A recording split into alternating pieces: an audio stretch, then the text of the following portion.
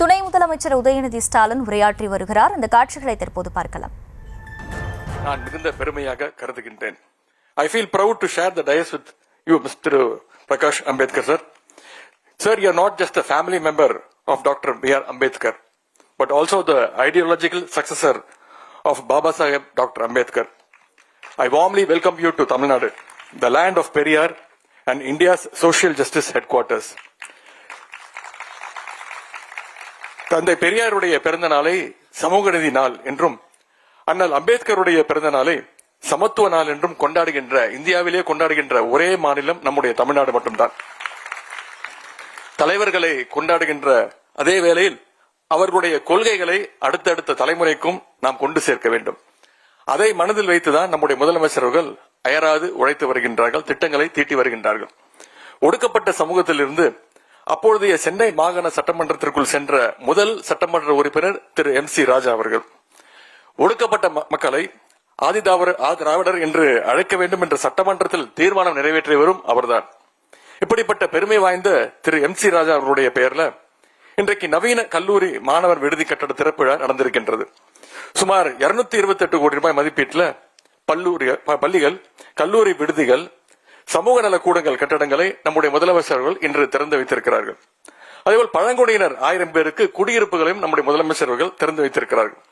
அது மட்டுமல்ல, 50,000 பட்டியல் பழங்குடியின பயனாளிகளுக்கு 301 கோடி ரூபாய் மதிப்பீட்டில் நலத்திட்ட உதவிகளை முதலமைச்சர்கள் வழங்கியிருக்கிறார்கள். சமூகத்தில் உரிமைகள் மறுக்கப்பட்ட மக்களை நாம் கைதூக்கி விட வேண்டும்.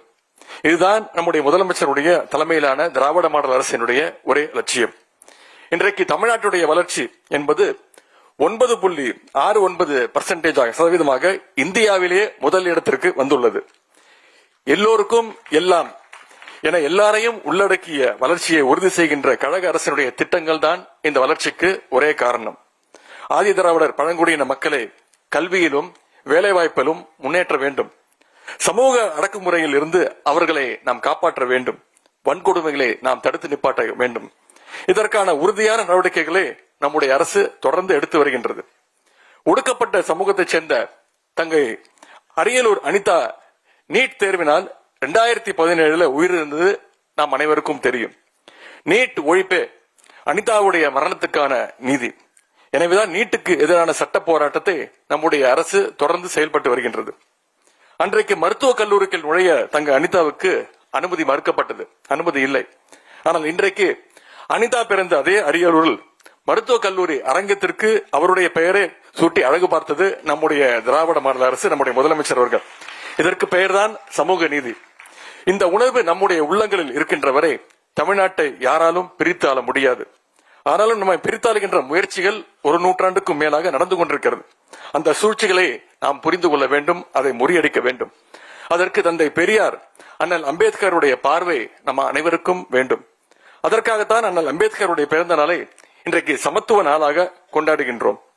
முத்தமிழ் கலைஞர் அவர்கள் இந்தியாவிலேயே முதன்முறையாக சென்னை சட்ட பல்கலைக்கழகத்திற்கு அண்ணல் அம்பேத்கருடைய பெயரை சூட்டி அழகு பார்த்தார்கள்.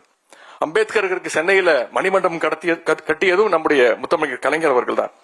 இன்றைக்கு கலைஞர் வழியில அம்பேத்கருடைய லட்சியங்களை உயர்த்தி பிடித்துக் கொண்டிருப்பவர் தான் நம்முடைய முதலமைச்சர் அவர்கள்.